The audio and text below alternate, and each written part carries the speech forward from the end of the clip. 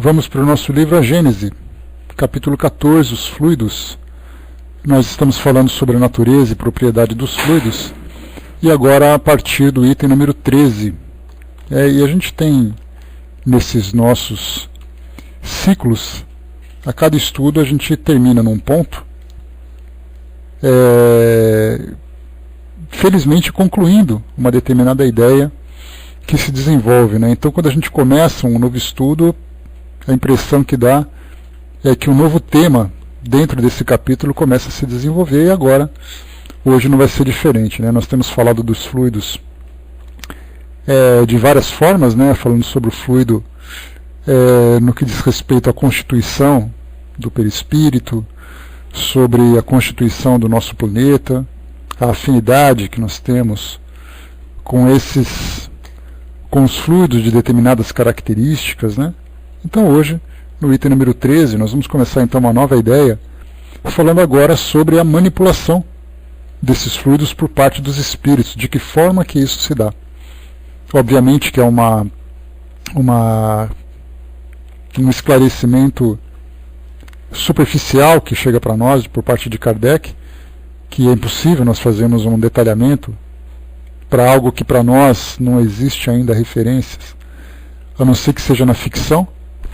E hoje, né, na atualidade, nós temos essa possibilidade de ver no cinema, na televisão, aqueles filmes de super-heróis que são capazes de manipular os objetos com a força da mente, diferentemente do que Kardec tinha naquela época, quando a mídia não era tão criativa assim, então ele não tinha nenhum tipo de comparação.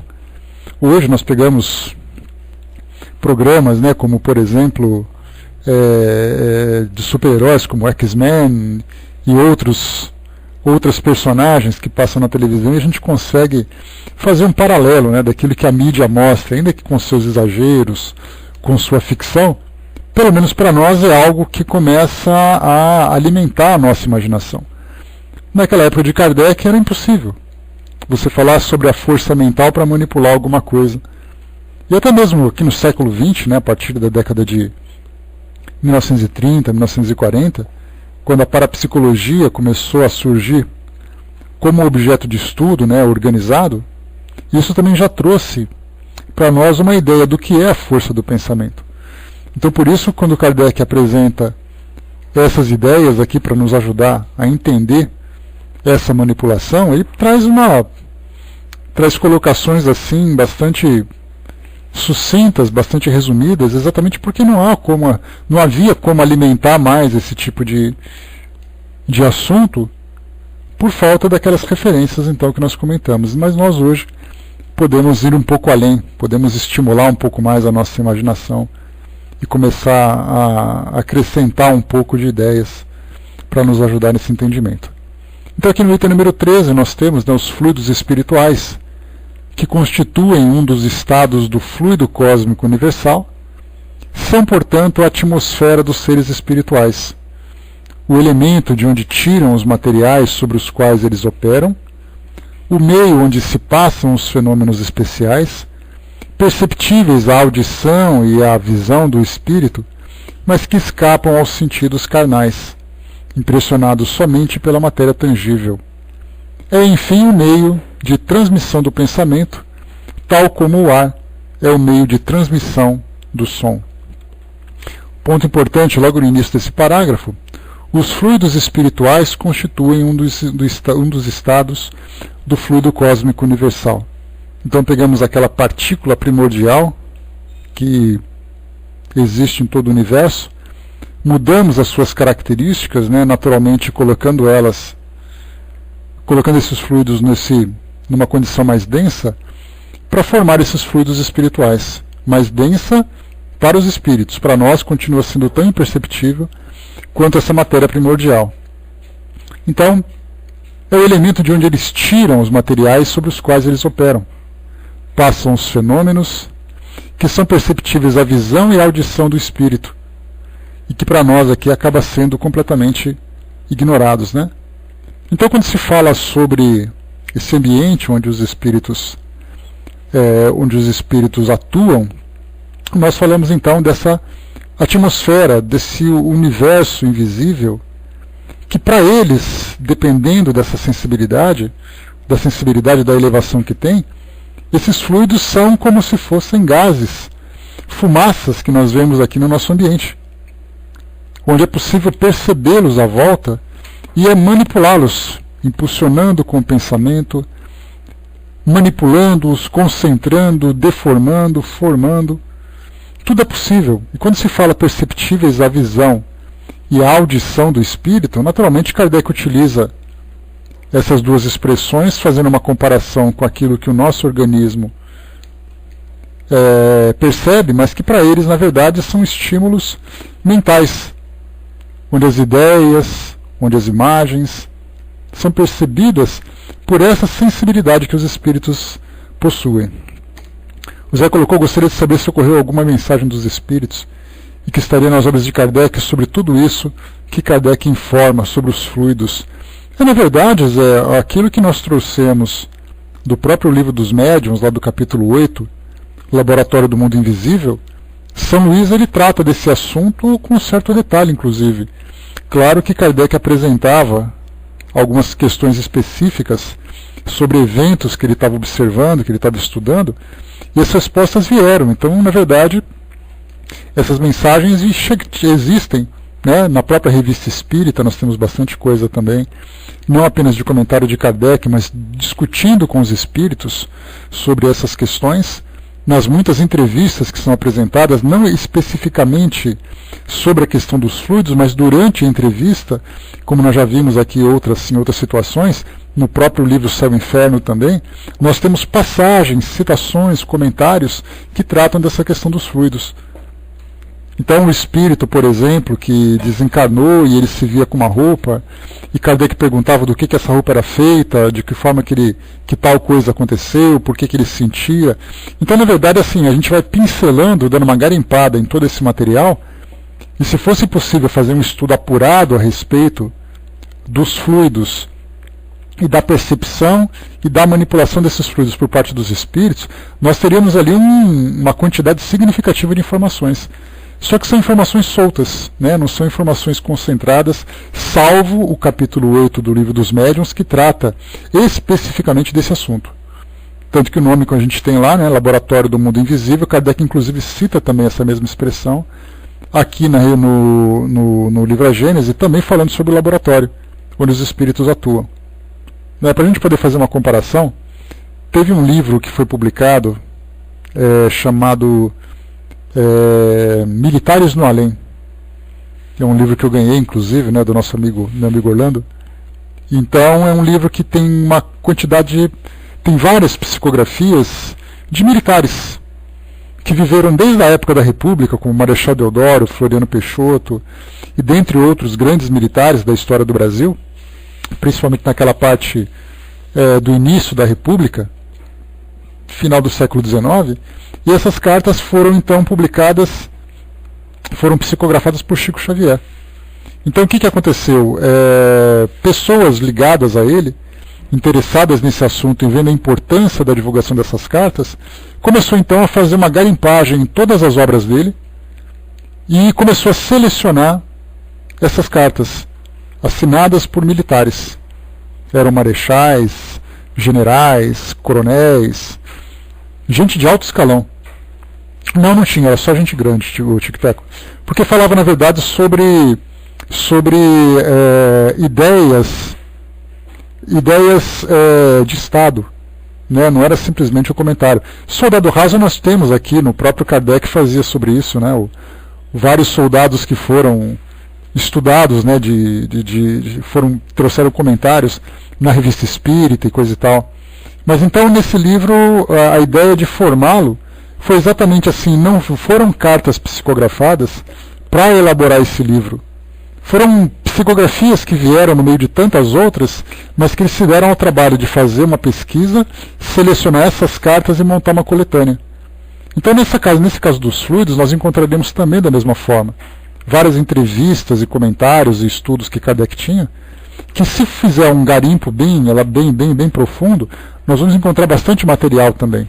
né? Então, assim, a princípio, aquilo que é mais específico sobre esse assunto, além desse próprio capítulo 14, que Kardec apresenta seus comentários, são a entrevista com o próprio espírito de São Luís, aquele que era o presidente da Sociedade Parisiense de Estudos Espíritas, trazendo esclarecimentos, né? E além de outras situações também, e outras passagens, outras publicações.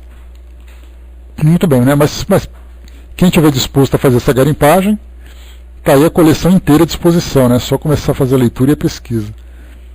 Então aqui para nós a audição do espírito, a visão também, que nós não percebemos. Da mesma forma também é o meio de transmissão do pensamento, como o ar é o meio de transmissão do som, né? Hoje, estudando a física básica de um ensino fundamental, os alunos hoje aprendem, né, que quando se fala sobre a parte de som, o estudo de acústica também fala exatamente sobre a proliferação das ondas sonoras no ambiente onde existe o ar. Aí você sabe que se você por acaso ligasse uma caixa acústica na Lua, você não ouviria absolutamente nada. Os filmes de ficção que nós assistimos na televisão com naves espaciais, com tiros e explosões, são efeitos especiais que são colocados para poder dar mais emoção, porque na verdade um evento no espaço que envolva uma explosão não teria nem fogo, tampouco som. Então seria aquela coisa monótona, sem graça, né? Então todas as explosões que nós vemos são efeitos para poder dar mais graça pro filme. Então o ar é o veículo onde o ar se transmite, onde o ar onde o som se prolifera, né? Assim como temos outros meios também, meio material, meio gasoso, meio líquido, né? Então são vários meios. Então para o espírito, em vez dele pensar no som, ele fala sobre o pensamento. Então dá para a gente imaginar assim o espírito pensando. Se fosse possível observar as ondas mentais sendo emitidas da sua mente, nós veríamos então assim essas ondas se proliferando por esses fluidos. Então é o máximo que a gente consegue imaginar como a coisa deve funcionar. Se é possível observar ou não, isso a gente já não sabe. Certamente os espíritos mais elevados, que têm uma sensibilidade mais desenvolvida, certamente percebem essas vibrações. Seria como se fossem cores, seriam como se fossem ondas mesmo, algo que é palpável, visível literalmente, né? No item número 14, agora vamos falar sobre as manipulações. Os espíritos agem sobre os fluidos espirituais, não os manipulando como os homens manipulam os gases, mas com a ajuda do pensamento e da vontade. Então aqui a gente já começa a entender qual é exatamente a força motriz que existe no mundo espiritual. A mente, que é o gerador principal dessa força, e aí então vem o pensamento, que é essa emissão dessa força, e a vontade. Assim como também da própria vontade, nós temos também a qualidade. Então uma vontade maior ou menor, com diversas intensidades, que a gente pode chamar de vontade como sendo uma determinação, e ao mesmo tempo também a qualidade do pensamento. Um pensamento positivo, um pensamento negativo, um pensamento otimista ou pessimista, um pensamento construtivo ou destrutivo. Kardec vai falar sobre isso, e ele vai mostrar que é impossível nós catalogarmos todas as qualidades do pensamento, principalmente porque a quantidade de qualidades está relacionada com a quantidade de pensamentos. Então nós temos aqui pensamentos todos os dias, todas as horas, todos os segundos, do melhor e do pior. Então, generalizando, nós temos ali, nessa faixa do maior e do menor, do mais positivo ao mais negativo, nós temos ali uma infinidade de variações. Então, são essas vontades, são essas qualidades, com o pensamento, que são essas ondas que são emitidas, gerada pela mente, que fazem com que os fluidos sejam, então, manipulados. O pensamento e a vontade são para os espíritos o que a mão é para o homem. Então, essa passagem que Kardec põe já mostra para nós a dificuldade que nós teremos ao nos depararmos com essa realidade no mundo espiritual.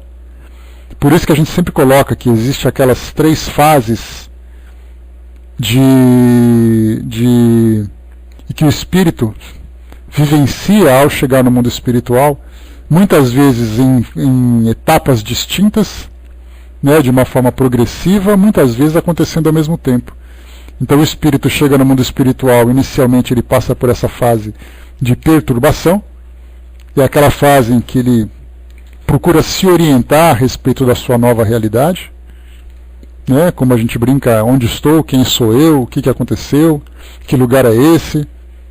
E aí depois ele começa então a se adaptar ao mundo espiritual, entendendo a sua condição agora imaterial, comparada com a sua vida como encarnado, começa a entender exatamente a intensidade do seu pensamento, a equilibrar e educar o seu pensamento, porque normalmente chegando nessa fase inicial, que muitas vezes é turbulenta em virtude dessa nossa perturbação, das nossas angústias e sofrimentos, isso faz com que o espírito sofra muito, porque ele vai provocar sobre ele mesmo uma força negativa, exatamente por causa desse início perturbador, né? Isso vem claramente para nós nas mensagens em que os espíritos que não conhecem o mundo espiritual, que não vivenciam nenhum tipo de experiência espiritual, que não se preocuparam durante suas existências em fazer trabalho de evolução moral, chegam no mundo espiritual completamente desorientados e, além disso, somado com as próprias agonias provocadas por esse desequilíbrio emocional, mental. Então, passada essa segunda fase de adaptação, vem a fase do desenvolvimento propriamente dito, que é então o espírito já entendido sobre a sua realidade, já compreendendo dentro das suas possibilidades esse novo universo que ele vive, ele começa então a se desenvolver. Aí vem os trabalhos, o estudo, a vivência propriamente dita. Então, inicialmente, esse pensamento e vontade, como é a mão para o homem, a gente vê que no começo é muito difícil, mas depois de adaptado, o espírito começa então a lidar com isso com mais tranquilidade. E para a gente poder perceber a diferença entre pensamento e vontade para os espíritos e a mão para o homem, eu comentei com vocês num certo encontro nosso, sobre um livro que foi trazido por Luiz Sérgio, né, aquele espírito que psicografa para um grupo mediúnico lá de Brasília. E aí então ele contava que ele estava começando a fazer um trabalho, né, de junto a uma equipe espiritual que proporcionava proteção a uma instituição espírita, para evitar aquelas invasões, aquele tumulto provocado por espíritos ainda ligados, né, ao egoísmo, à ideia materialista. E aí então ele me lembra que passou uma certa horda de espíritos na porta de uma instituição, e ele então ajudando nesse trabalho de proteção a essa instituição, disseram para ele que ele tinha que impedir então que aqueles espíritos, ou que um certo espírito se aproximasse. A primeira ideia que ele foi correr para cima do espírito e agarrar o coitado. E aí depois, né, de tudo resolvido, falar para ele: você não precisa fazer nada disso, basta você pensar. Você não precisa usar a força braçal, a força bruta aqui no mundo espiritual, porque tudo aqui é diferente. E então ele foi se adaptando a essa nova realidade, e muitas vezes nós vamos passar por isso também. Quando se fala assim: olha, você precisa realizar tal trabalho, a gente pergunta onde estão as ferramentas. Eles vão dar aquele toque na mente, no cérebro, vão dizer assim: ó, está aqui na sua mente, aqui que você vai trabalhar, você não precisa de mais nada além disso. Mas para nós ainda é muito difícil imaginar como isso funciona em algo que é completamente fora do mundo material. E continua. Pelo pensamento, eles imprimem aos fluidos espirituais esta ou aquela direção, eles os aglomeram, combinam ou dispersam, com eles formam conjuntos tendo uma aparência, uma forma e uma cor determinadas, mudam as suas propriedades como um químico muda dos gases ou de outras substâncias, combinando-as segundo certas leis. É a grande oficina ou laboratório da vida espiritual. Essa citação que eu comentei com vocês, fazendo um paralelo com o capítulo 8, Laboratório do Mundo Invisível. Então aqui nós temos que os espíritos então aglomeram, combinam ou dispersam. E para muitos de nós que temos interesse em estudar sobre essa realidade do mundo espiritual, a respeito das comunidades, a respeito das colônias que são citadas para nós, muitas vezes nós questionamos, será que elas existem ou será que elas não existem? Muito mais do que pensarmos na possibilidade da sua existência, nós podemos até questionar a sua utilidade, mas não a sua existência, porque a existência é possível dentro dessas leis de manipulação que é mostrado para nós agora desse trabalho junto aos fluidos. Então você pode aglomerar, combinar ou dispersar. E quando nós falamos naquelas grandes mentes que vivem no mundo espiritual, os espíritos das altas esferas, que sustentam essas estruturas, tendo como objetivo oferecer um ambiente para o desenvolvimento de cada espírito, dá para a gente entender então. Que você pode até dizer assim, olha, eu acho que os espíritos não precisam. Tá, então a gente acha que precisa ou não precisa. Mas é possível construir uma estrutura dessa?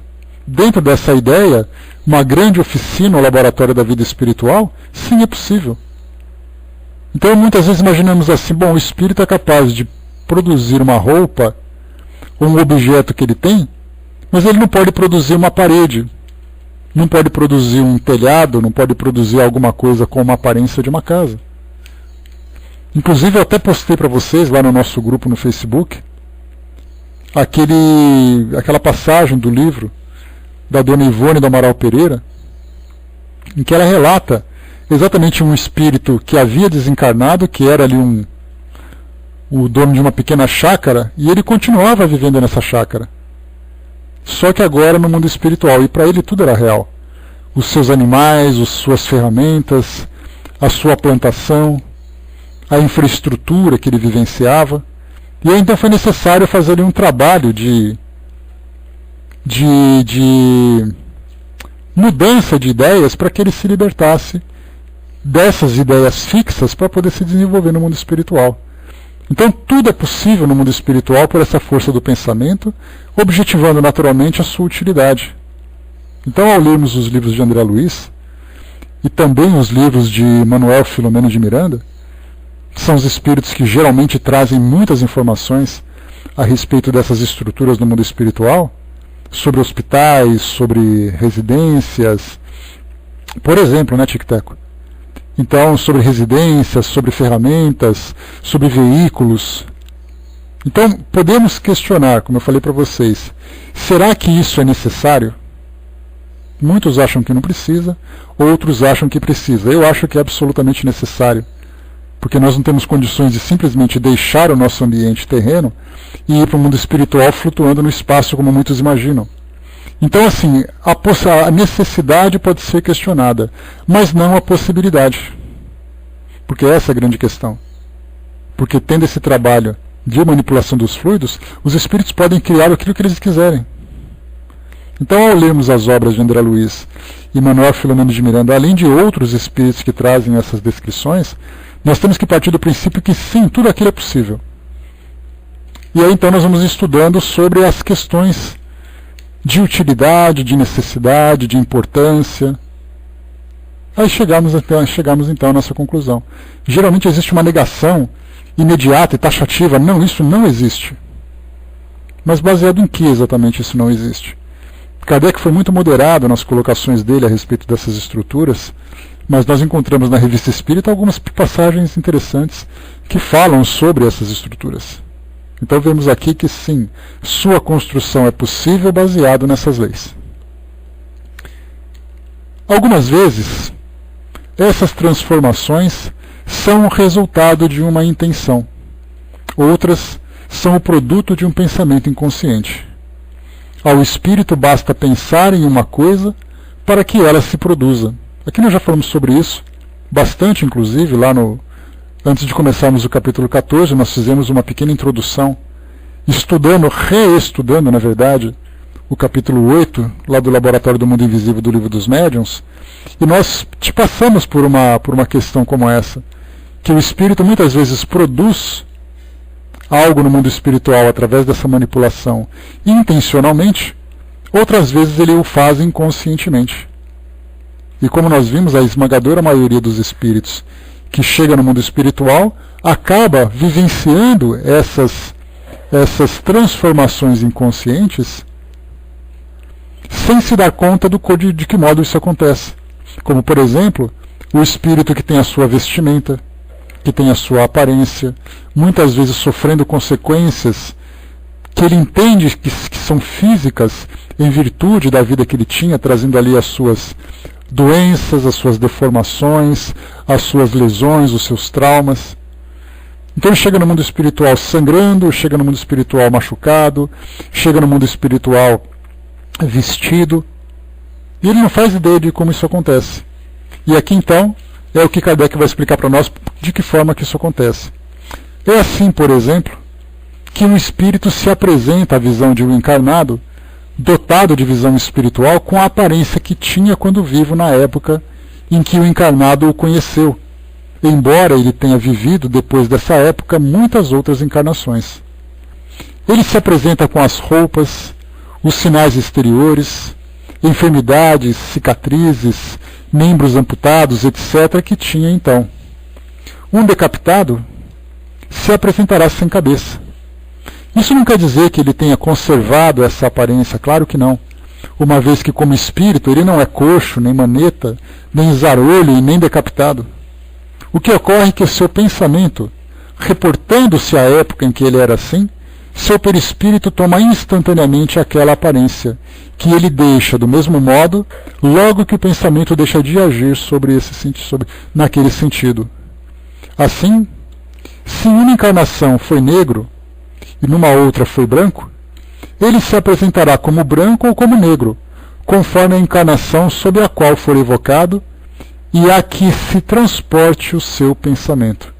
Então esse parágrafo é bastante esclarecedor e bastante claro a respeito da intensidade do pensamento sobre o perispírito.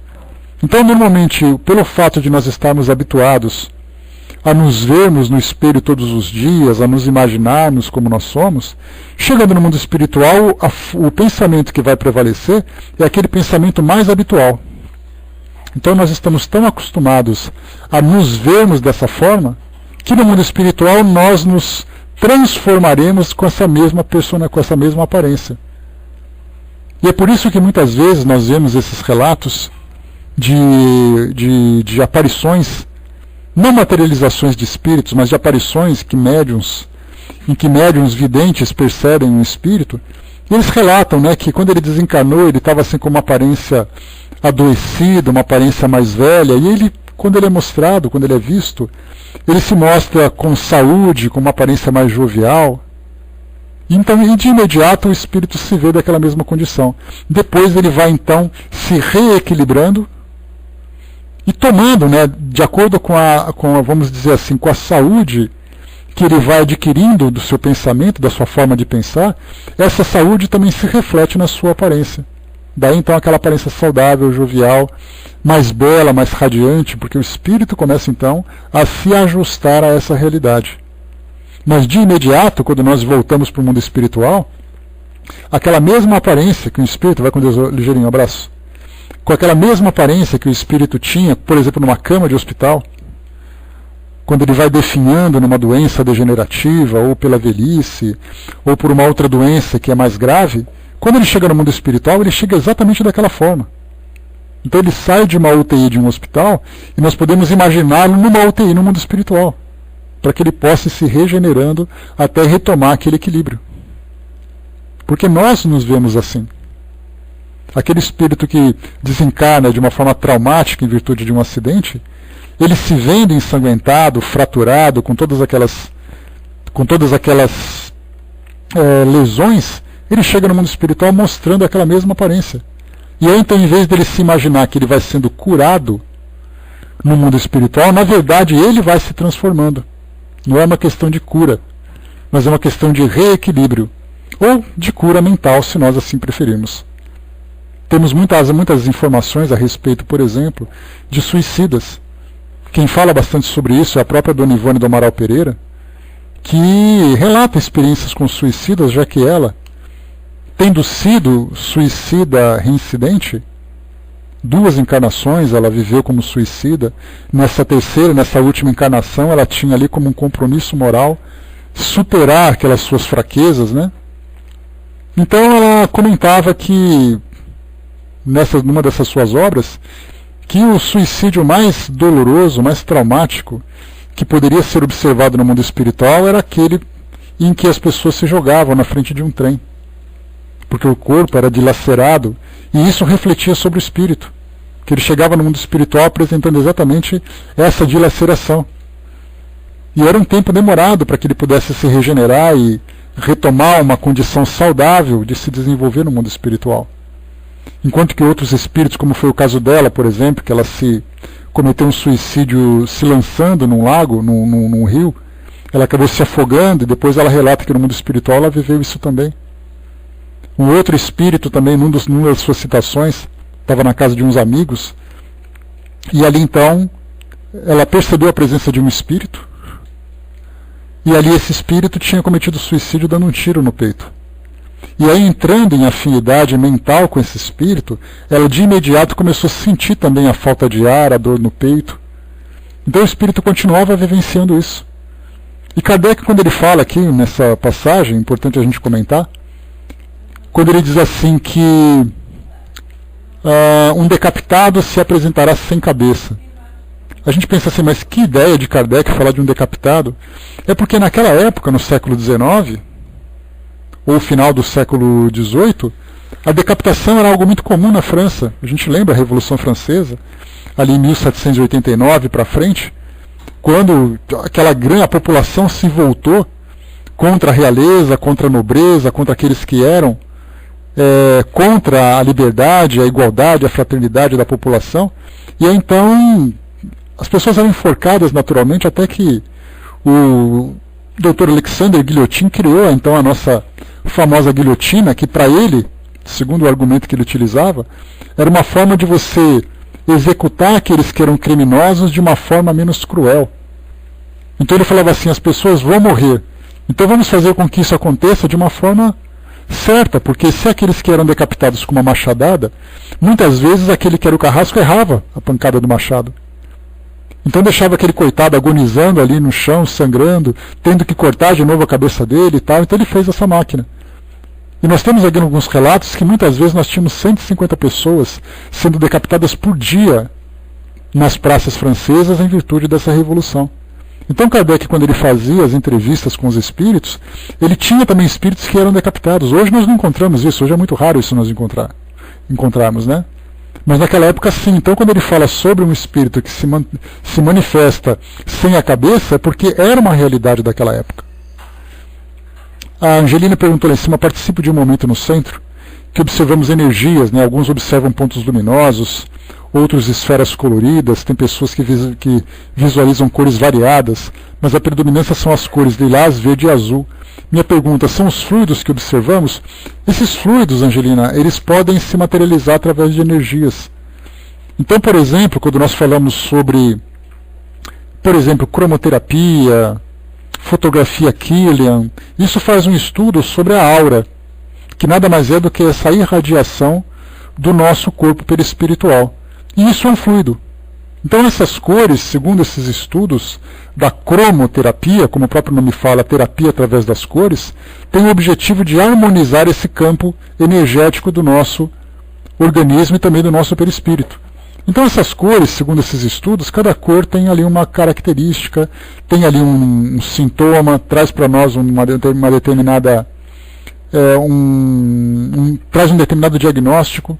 Então, para aqueles que percebem isso, é uma sensibilidade, sem dúvida nenhuma, né, que é voltada, vem principalmente dessa visão espiritual, que nós podemos chamar assim, de perceber essas energias. Então não é algo assim que todo mundo percebe, né? Aqueles que têm, por exemplo, uma sensibilidade mais obstruída pelo corpo físico não tem essa percepção. Mas aqueles que são mais sensíveis, focando, tendo ali uma concentração maior, percebem essas cores. Então, na verdade, são fluidos, tudo é fluido, nós lembramos sempre, mas também são fluidos que são mostrados através das energias. Então é isso que a gente percebe também. Nós temos inclusive pessoas que durante os passes observam em suas mãos as energias sendo irradiadas. médiuns que dizem assim, você está vendo o que está saindo da minha mão? Aí você fala, não estou vendo nada. Ele falou assim, estou vendo aqui raios coloridos saindo das minhas mãos, da palma das mãos, da ponta dos dedos.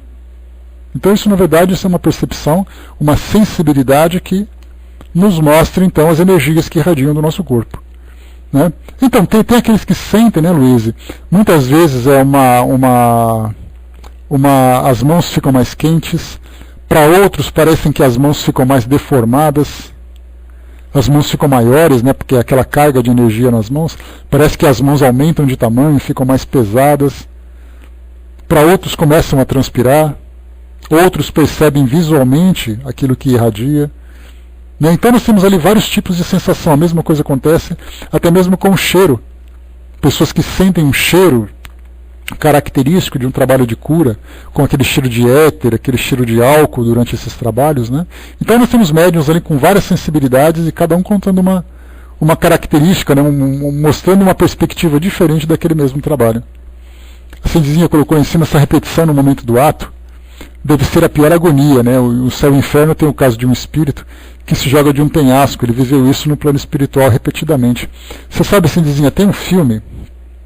Como eu falei para vocês, a gente tem essa vantagem atualmente de fazer comparações com aquilo que a ficção mostra para nós. Quando saiu aquele filme Espíritos, a Morte está ao seu lado, aquele filme tailandês, se não me engano, vocês se lembram, né? Daquele caso, né, em que uma jovem foi estuprada, depois ela cometeu suicídio, e aí então ela induzia todos aqueles que estavam envolvidos na morte dela a cometerem suicídio também. É um filme de terror que fez muito sucesso. Principalmente para nós, do meio espírita, que estudávamos aquela história da menina pendurada no pescoço do rapaz e tal, né? Então, a partir daquele filme, outros filmes surgiram também.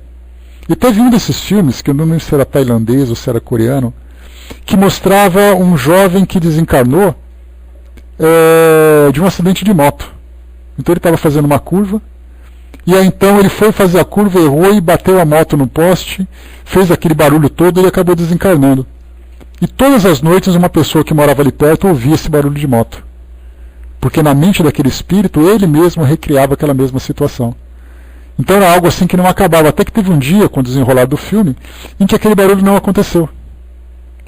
Porque aí já mostrou que o espírito começou então a vivenciar experiências novas, né? Então, essa repetição é muito comum. E para a gente fazer uma comparação do que vem a ser essa repetição, essa agonia vivida, não apenas por suicidas, mas espíritos que estão em desequilíbrio. Um acidente como esse de moto que eu falei para vocês, um crime que foi cometido, o espírito que não deseja, tem medo da morte durante uma doença, é como se fosse um pesadelo. Aquele pesadelo que a gente acorda com o coração sobressaltado, transpirando, ofegante. Imagina você acordar daquele pesadelo, você relaxar e você vive ele de novo, vive ele de novo, vive ele de novo. E isso muitas vezes pode acontecer durante anos. E é por isso que esses espíritos que vivem essas experiências acabam depois passando por um transtorno psíquico muito grande. Entram em desequilíbrio, entram como se fossem pacientes psiquiátricos, até que eles possam retomar esse equilíbrio mental. Porque ninguém consegue suportar isso tudo, não existe pior tortura do que você ter um pensamento perturbador que se repete constantemente na sua mente. Então você começa a perder um pouco da razão, você começa a entrar naquele processo de loucura mesmo, literalmente. Porque ninguém sobrevive a uma situação como essa com naturalidade. Então, dos suicidas até um espírito apegado ao mundo físico, que não aceita essa realidade, todos eles vivem esse estado de perturbação, só que, claro, no caso do suicida, tem ali uma série de implicações de infração de lei, de influência dos fluidos, mais a lembrança daquilo que aconteceu, e é um caso que eu sempre lembro para vocês no caso do suicida, que muitas vezes acaba sendo esquecido, a causa do seu suicídio, ou melhor, o motivo do seu suicídio. Porque como se não bastasse tudo isso que acontece dentro desse universo mental, desse universo fluídico, ainda tem a causa. O que o levou ao suicídio? Aquilo continua agonizando. Porque o suicídio, na verdade, ele é uma ação que o indivíduo pratica para apagar tudo da mente dele que ele está vivendo.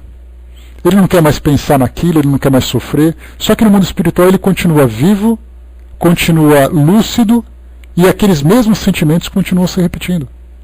Então daí que a gente sempre lembra que o suicídio é a pior agonia, porque não é apenas aquilo que acontece dentro dessa entrada forçada no mundo espiritual, mas é exatamente as ideias, as emoções, os sentimentos que continuam presentes no espírito, potencializando aquele sofrimento. É algo parecido também como a gente está com um problema, né? Exato. Por mais que a gente queira pensar em outra coisa, a mente parece girar em torno de tal problema, uma espécie de fixação. É exatamente isso. Por isso que eu falei para vocês que muitas vezes, né, quando a gente passa por situações assim um pouco mais intensas, a gente tem que fixar muito o pensamento na prece, principalmente. Eu tenho por hábito, quando eu falo para vocês que tem um pensamento que não sai da minha cabeça, eu começo a entrar naquele Pai Nosso repetitivo como se fosse um mantra. Porque assim você começa a serenar o seu pensamento, começa a livrar um pouco o pensamento, diminuir um pouco a intensidade daquela ideia, mas ela continua se repetindo. Por mais que a gente queira. Então imagina isso, se a gente está com um problema, a gente fica pensando em alguma coisa assim, imagina quando você vive um problema que te leva a uma desencarnação, que é com maior intensidade. É essa a ideia que fica se repetindo na cabeça do espírito. Ele fica se vendo se destruindo, fica vendo aquilo que ele perdeu, fica vendo aquilo que ele deixou, o medo que ele estava sentindo é um medo repetitivo. Dá para a gente ver o desespero que é. Por isso que a educação para a morte, né, que é aquilo que a doutrina espírita proporciona para nós, através de uma vida equilibrada, de uma vida saudável, das transformações que são necessárias, diminui a intensidade daquilo que o mundo espiritual vai chegar para nós. Exato, Tic-Tac, exato. Quer dizer, nessa criatividade humana, né, aquele pingo d'água que fica batendo na testa de uma pessoa repetidamente durante horas, durante dias, chega uma hora que a pessoa enlouquece. Isso acontecia muito nas torturas, né, dessas últimas guerras. A Paty colocou nessa semana: eu perdi um tio, ele tinha Alzheimer. Ele morreu em uma cirurgia, ainda anestesiado, no velório dele. Eu tive várias visões dele presente, sem entender nada, né? Imagino que deve ser bastante complicado para esse espírito entender o que está acontecendo. Tenho orado muito por ele. É o que dá para se fazer, né, Paty? Orar não apenas através de orações, mas com uma conversa de esclarecimento, com uma transmissão de um pensamento de serenidade, de equilíbrio, é isso que ajuda bastante.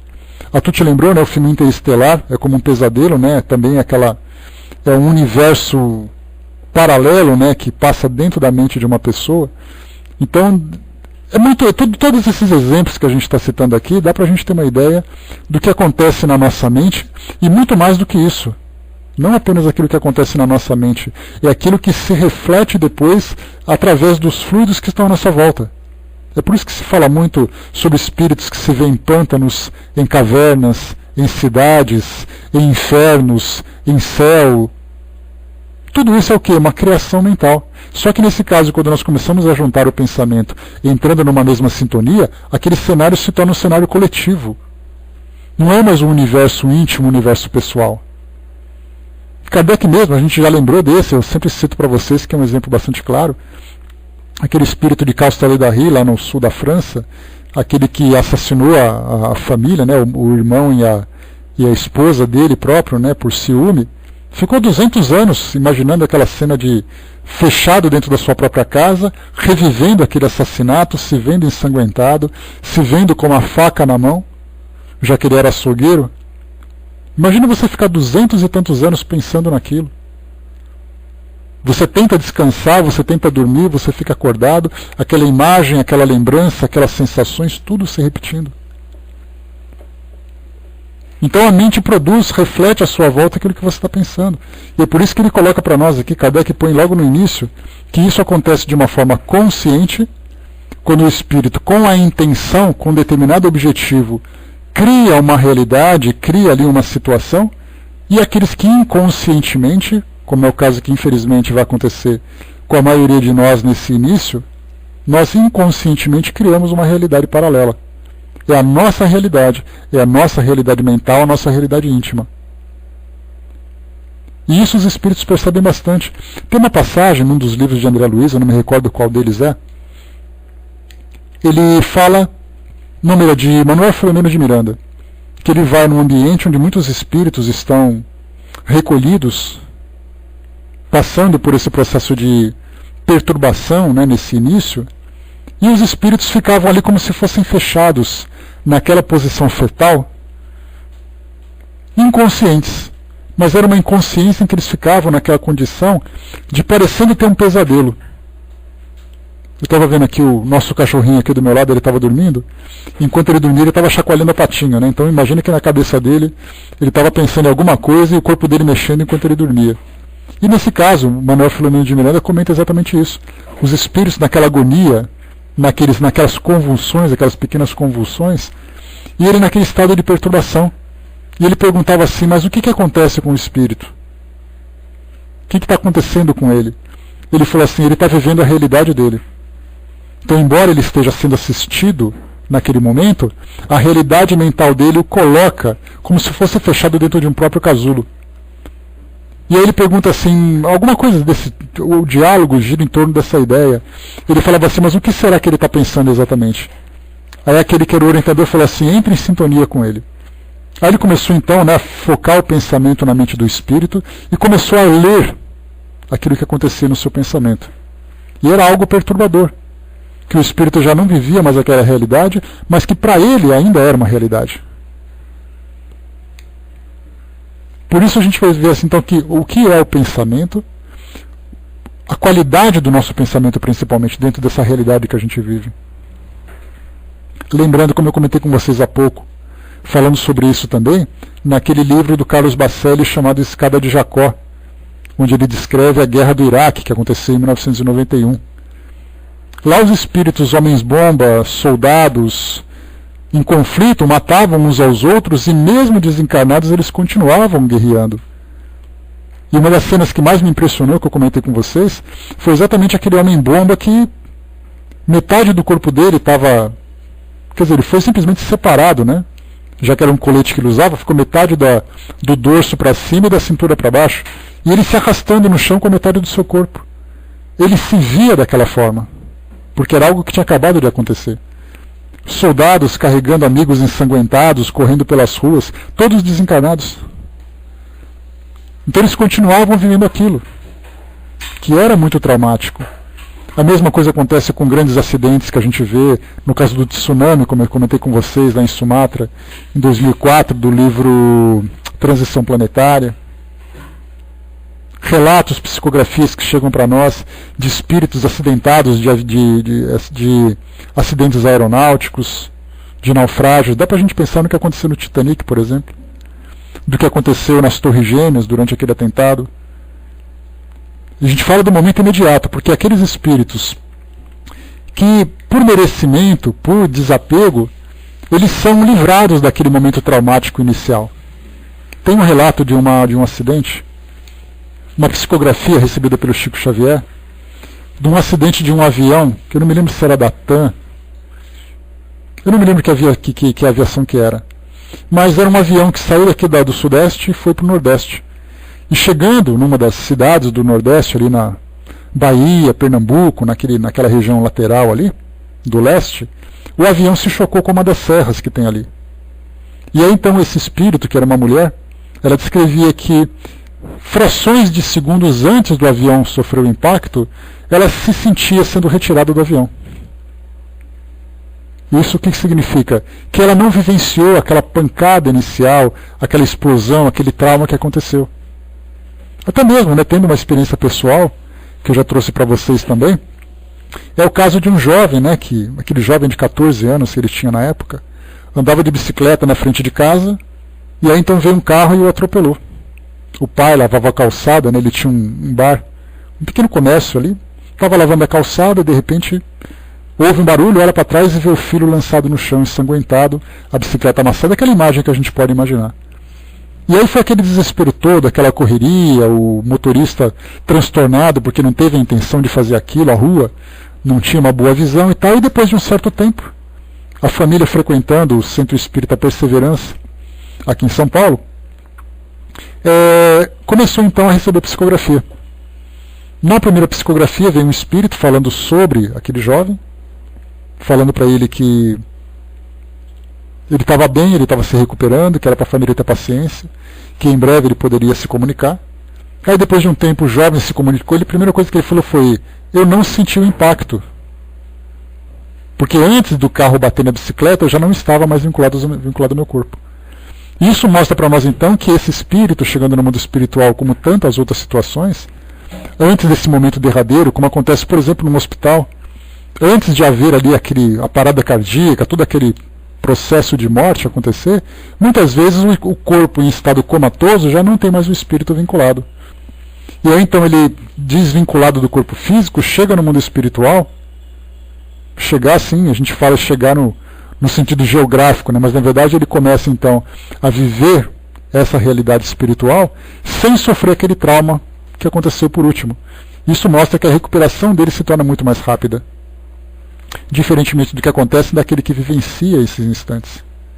Kardec fala no livro Céu e Inferno, no capítulo dos criminosos arrependidos, tem ali um criminoso, né, que ele tinha cometido um latrocínio, e aí então ele foi decapitado. E aí Kardec perguntou, mas no momento em que você foi decapitado, o que você sentiu? Você estava lúcido? Aí ele falou assim, eu vi a minha cabeça caindo. Então, quer dizer, se você vivencia esses momentos traumáticos, você leva essas impressões. No momento em que o espírito desencarna dessa forma mais serena, ele sente a falta naturalmente daquilo que ele deixou, pode vivenciar aquele medo de deixar o mundo físico, ou aquele medo da morte, mas ele não sente os traumas, e consequentemente isso não reflete sobre o seu perispírito. E também não cria essa realidade traumática em torno dele mesmo. Então a gente vê que o pensamento é tudo nesse momento. E por isso que a doutrina tem esse grande benefício de falar para nós sobre a morte, sobre a desencarnação, sobre a espiritualização, sobre a reforma íntima, sobre libertação de vícios. Eu tive um tio que desencarnou há alguns anos, e ele era assim, um fumante compulsivo. Ele tinha mais de 80 anos. E nos últimos momentos da sua vida ele usava um balão de oxigênio. Todos os dias ele tinha que ir ao banheiro, tomar banho, comer, dormir com esse balão de oxigênio por causa de um grande efizema pulmonar que ele sentiu. Então, após a sua desencarnação, dá para a gente imaginar a aflição que o espírito sentiu, querendo respirar e não conseguia. Então, até que ele voltasse àquele equilíbrio mental para poder se desvincular dessa dependência. Então, tudo isso para nós são realidades criadas pela nossa mente que refletem sobre o nosso perispírito através dessa manipulação de fluidos. E isso acontece de uma forma inconsciente. E conforme o espírito vai se esclarecendo, aí ele começa então a dominar esses efeitos que acontecem de uma forma consciente. Nós tivemos outro caso também, Revista Espírita, lá de 1858, a primeira edição. Kardec auxilia uma das frequentadoras da sociedade para se comunicar com a filha que havia desencarnado de uma doença. E aí então, também, isso pode acontecer. Não é uma regra, né, o tic-teco, mas assim, é algo que geralmente acontece.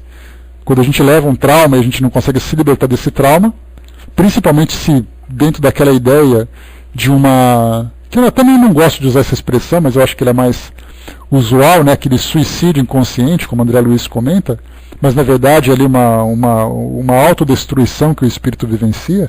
Isso não apenas vem para ele como sendo um reflexo da sua mente, como vem como uma expiação, já que ele provocou a lesão do próprio corpo. Isso pode acontecer várias vezes, pessoas que vêm com problemas respiratórios, problemas gástricos, problemas nervosos, cardíacos, de acordo com a experiência que ele vivenciou, né? É voluntário, né? No caso de uma dependência, é uma opção que o espírito tem, né? Então, nesse caso, no caso dessa jovem que desencarnou, a mãe, então, fazendo a evocação, ela compareceu, começaram a conversar, e aí, então, a mãe quis falar sobre a doença dela. Né? E como é que você se sente com a sua doença? Você desencarnou por causa dela? Nesse momento, a filha estava bem, ela começou a sentir os efeitos da doença, pelo simples fato da mãe começar a comentar sobre isso. E aí ela comentou, olha, então não vamos mais falar sobre isso, porque isso está me fazendo mal e coisa e tal, acabou até atrapalhando um pouquinho a comunicação delas.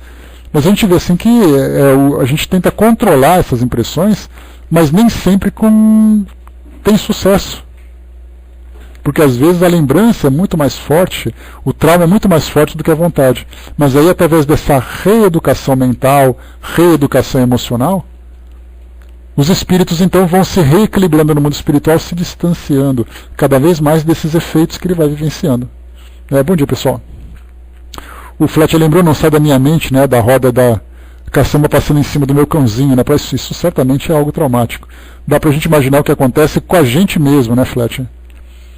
Os homens bons estão convictos que estão ajudando a próprio Deus. A gente tem que lembrar, Fletcher, nesse caso, que certamente existem responsabilidades para aqueles indivíduos que provocam esse ato. Só que eles têm o atenuante da fé cega, o atenuante do agravando da ignorância, o atenuante de serem manipulados, de serem ludibriados por aqueles que manipulam suas mentes. A mesma coisa aconteceu com os nazistas na Segunda Guerra Mundial. Quantos soldados matavam pessoas porque recebiam ordens, porque eles achavam que estavam fazendo certo? Isso não tira deles a responsabilidade, porque é o momento em que você sabe o que é o certo e o que é o errado. Mas você tem o atenuante da ignorância. Então é uma responsabilidade que tira um pouco desse peso pelo fato do espírito, mesmo fazendo de uma forma errada, ele acreditava que estava fazendo certo. Agora tem aquele espírito que sabe que é errado e mesmo assim faz. E isso é mais grave. Então existe uma lei no mundo espiritual que ela pondera todos esses detalhes, essas situações, qual é a sua cultura, qual é o seu entendimento que te levou a fazer aquilo, qual era a sua crença naquele momento. No caso dos kamikazes, por exemplo, foi intencional. Eles faziam em nome da crença deles lá, em nome da a crença política, naturalmente, né, da imperialista. Então eles só achavam que estavam fazendo o bem para aquilo lá, sabendo que estava destruindo o outro. Mas aí você pergunta também, aquele pobre daquele coitado, muitas vezes era um japonês com 17 anos de idade pilotando um avião, achando que ia virar herói. Você pega um homem-bomba, que também tem 15, 16 anos, teve um caso de uma jovem muçulmana de 13 anos de idade que se explodiu com um colete, porque disseram para ela que ela está fazendo alguma coisa em nome de Alá. O que uma jovem de 13 anos tem de discernimento para saber essas coisas? Então tudo isso tem pesos. Só que a lei do mundo espiritual leva em consideração imensos fatores, infinitos fatores, que nós muitas vezes não compreendemos. A Didma lembrou, né, recupera-se das vibrações negativas e os traumas muito facilmente, né? Não entendi sua colocação, Didma. Você colocou em cima de alguma coisa que eu falei, mas eu não me lembro o que era. Ah, sim, lembrei, né? A lembrança, né? Então, que sem dúvida, o espírito, quando ele chega no mundo espiritual, isso está muito vivo ainda dentro dele. Então, qualquer lembrança que você fala, qualquer ideia que você lança, você de imediato. É como se nós estivéssemos aqui conversando sobre um assunto, eu falasse sobre um local, uma pessoa, uma situação, e vocês de imediato resgatassem alguma coisa ruim do arquivo mental de vocês, aquela sensação volta. É aquela ideia, né? Por que foi falar desse assunto? Vamos em frente para a gente poder fechar aqui, pessoal, quase na nossa hora. Então aqui, ó, por um efeito análogo, continuando ainda aquilo que a gente estava falando. Por um efeito análogo, o pensamento do espírito cria fluidicamente os objetos dos quais ele tinha o hábito de se servir. Aqui agora ele sai da ideia das características físicas que a gente viu em cima, né, sobre doenças, sobre a aparência, a cor da pele, tudo, enfim, tudo que o pensamento dele faz prevalecer. Agora ele fala dos objetos também. Um espírito avarento manuseará o ouro. Lembra que a gente leu aquela passagem do livro Instruções Psicofônicas? Do espírito que no mundo espiritual via ouro em tudo quanto é lugar que ele estava? Olha Kardec fazendo essa afirmação aqui. Um espírito avarento manuseará o ouro. Um militar terá suas armas e seu uniforme. Um fumante o seu cachimbo. Um lavrador a sua charrua e seus bois. Lembra do que foi falado de Dona Ivone do Amaral Pereira, naquela história do sítio. Olha Kardec afirmando também aqui. Um lavrador, ele vai criar na sua mente, aliás, através da sua mente, manipulando esses fluidos, os instrumentos e a realidade que ele vivia. Aquele homem criou um cenário completo de onde ele vivia. Como a gente comentou, a agricultura, a sua criação, os seus instrumentos de trabalho, a estrutura do seu sítio, aquilo tudo para ele era real. Obrigado, Cindizinha. Uma velha mulher é sua roca. Olha só ele fazendo ali a sua tecelagem. Esses objetos fluídicos são tão reais para o espírito quanto o eram no estado material para o homem vivo. Mas pelo fato de serem criações do pensamento, sua existência é tão fugaz quanto a do pensamento que as criou. Então, enquanto o espírito estiver alimentando essa ideia, vai se tornar para ele uma realidade. Para muitos espíritos, como a gente viu, Kardec colocou aqui que a sua existência é tão fugaz quanto o pensamento que a criou. Ou seja, você pensa numa coisa rápida, aquilo pode se materializar. Porém, nesses casos de trauma que a gente trouxe para vocês aqui, aqueles pensamentos que são perseverantes e que têm longa duração, aquela realidade continua.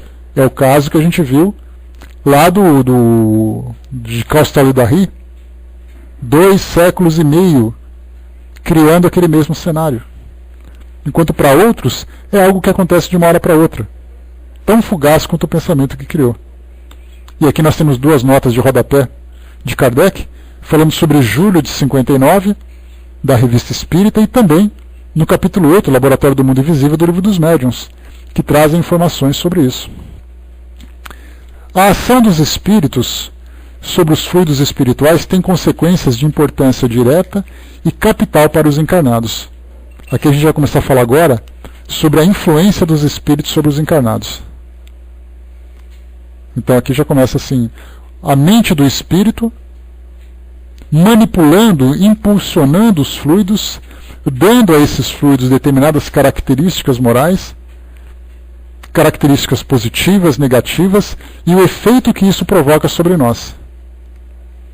Então não apenas os espíritos, mas nós mesmos encarnados, uns influenciando os outros, nós no mesmo ambiente, né, geralmente a gente sofre muito mais, com muito mais intensidade, aquilo que nós percebemos fisicamente, através dos nossos sentidos. Por exemplo, se você está do lado de alguém com um pensamento negativo, mas você não esboça nenhum tipo de manifestação física, de som, de olhar, de movimento nem nada, muitas vezes você fica despercebido. Que significa o quê? Que ninguém sabe o que passa na sua mente. Então, nós não temos ainda essa sensibilidade, de modo geral, para perceber aquilo que o outro está pensando. Não em termos de conteúdo, mas em termos de qualidade. É aquela pessoa que você está sentado do seu lado e você não sente nada, pelo fato dela estar ali toda cabisbaixa, toda... Tá, Flet, ele é lá no nosso... No Facebook você acha lá. Então você tem ali a pessoa cabisbaixa, deprimida. Você não sente o efeito disso. Porque nós não temos essa percepção. De um modo geral, nós não temos essa percepção. Salvo aqueles que podem ser chamados de médios sensitivos. E Kardec lembra sempre que todo médium tem um grau de sensibilidade. Então todo médium, psicógrafo, psicofônico, médium de cura, é também um médium sensitivo. Porque ele sente não apenas a presença do espírito, mas muitas vezes também a qualidade do pensamento do espírito. Aquele médium que vai psicografar e sente aquele espírito aflito, então não é simplesmente uma coisa mecânica. Ele sente o que o espírito está sentindo. Por isso Kardec diz que todo médium é também, a princípio, um médium sensitivo. É como se fosse assim, todo médico, ele acaba de se formar na faculdade e depois ele vai se especializar. Então todo oftalmologista, todo ginecologista, todo ortopedista é médico por princípio. Então todo médium, psicógrafo, psicofônico, de cura, de efeitos físicos, são, por princípio, médiuns sensitivos. Então, como nós encarnados não temos essa sensibilidade de um modo geral desenvolvida, isso passa despercebido para nós. Agora, se por acaso alguém chega para você e dá aquela fungada, dá aquele olhar triste, faz algum comentário, aí a gente já começa a sentir o efeito da angústia que ele está sentindo, principalmente depois de uma certa conversa. Quando você começa a conversar com a pessoa, ela vai contando os casos dela, contando ali suas desgraças e coisa e tal. Chega uma hora que a gente está começando a sentir exatamente o que ela está sentindo. Aí a gente fala assim, nossa, eu fiquei conversando com aquela pessoa, ela estava tão para baixo que eu também fiquei. Então, a princípio, assim, a vibração, houve aquela troca fluídica entre todos. Mas, na verdade, as palavras, os gestos, acabaram nos influenciando porque nós não temos essa percepção. Mas quando nós falamos entre espíritos que direcionam seus pensamentos, que manipulam esses fluidos, esse efeito acaba sendo muito mais intenso. A Laura colocou, né, às vezes a pessoa não precisa nem contar, só de você olhar você já sente, porque quando ela esboça alguma ação, algum tipo de comportamento físico. Então nós encarnados temos esses nossos 5 sentidos para perceber tudo isso. No caso dos espíritos, eles sentem pela vibração, por não terem essa barreira do corpo físico que nós temos, que bloqueiam essas nossas impressões. O que é muito bom, né? Por isso que nós estamos encarnados, porque o nosso corpo físico serve como um mata-borrão. Aquele impacto vibratório primeiro bate no nosso corpo físico. Depois a gente acaba percebendo isso através das energias. Então nosso corpo físico ele amortece muitas dessas impressões. Então estarmos encarnados, o corpo físico também tem essa utilidade de neutralizar essa sensibilidade mais profunda para que nós tenhamos maior liberdade de ação. Principalmente resolvendo problemas de provas, expiações, relacionamentos difíceis e tal. Mas já com os espíritos não. O espírito, como eu falei para vocês, no mundo espiritual, as vibrações, o pensamento, ele tem cheiro. Claro que é uma comparação, só uma ilustração. Mas imagina que de longe você sabe que a pessoa está chegando pelo perfume que ela está usando, ou pelo odor que ela exala. Ela não precisa dizer nada. Você sabe assim, ó, está chegando fulano porque eu estou sentindo o cheiro dele. Trocando isso para as vibrações, você fala, a presença dele está ficando mais intensa porque eu estou sentindo as vibrações dele. Então aquele campo que Kardec, que André Luiz chama de psicosfera, é exatamente aquele campo psíquico que nos envolve. Alguns se irradiam com mais intensidade, como principalmente os espíritos mais evoluídos, né? Dá para imaginar Jesus, por exemplo, que com o seu campo perispiritual, com o seu campo vibratório, envolve todo o planeta. Nós, mal e mal ali, quando está na sala, quando está no quarto, é aquela coisa mais próxima, né? Então os espíritos conseguem irradiar seus pensamentos, irradiar suas vibrações, influenciando outras pessoas através exatamente disso. A capacidade que o espírito tem de projetar o seu pensamento a uma certa distância através da manipulação desses fluidos. Por isso, quanto mais evoluído, maior é a capacidade que o espírito tem. Agora, nós lembramos também que existem os espíritos de esferas inferiores que também têm essa capacidade. Porque nós falamos de força mental. E nós temos ali espíritos que são bastante intensos nesse tipo de ação. Né?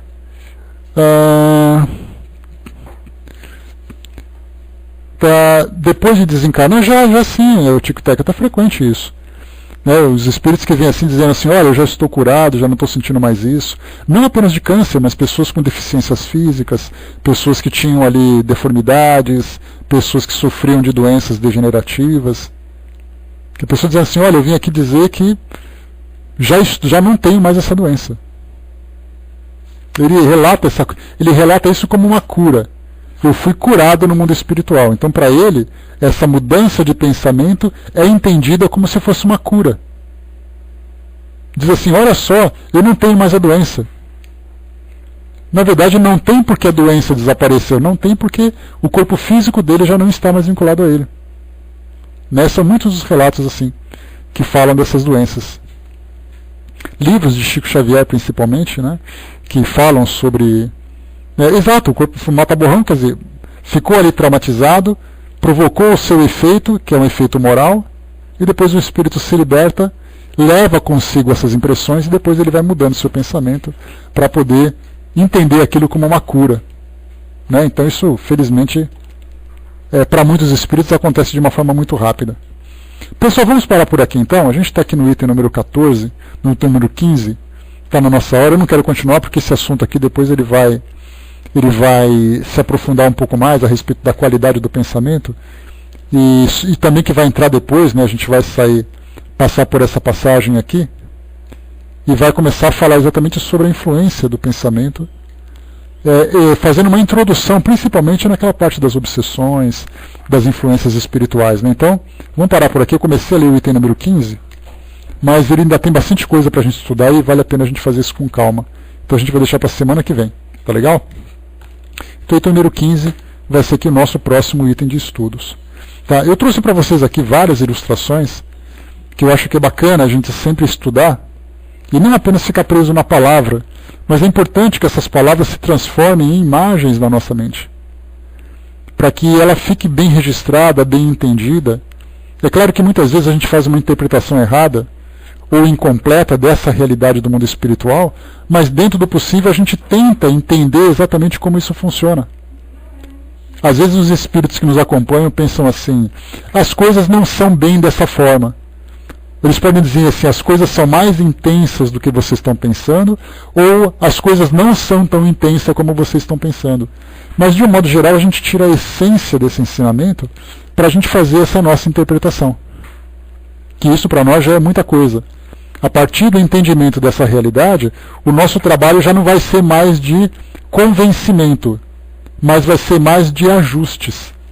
Então todos nós já entendemos que essa é uma realidade, através de todas essas ilustrações que nós trouxemos. Agora, com os nossos estudos, a gente vai ajustando, sabendo como as coisas funcionam exatamente, se é bem assim, se não é bem assim. Mas o importante é que a base nós já conseguimos construir, de saber de que forma que o pensamento reflete a sua realidade, exteriorizando através da manipulação desses fluidos. Agora nós vamos começar então a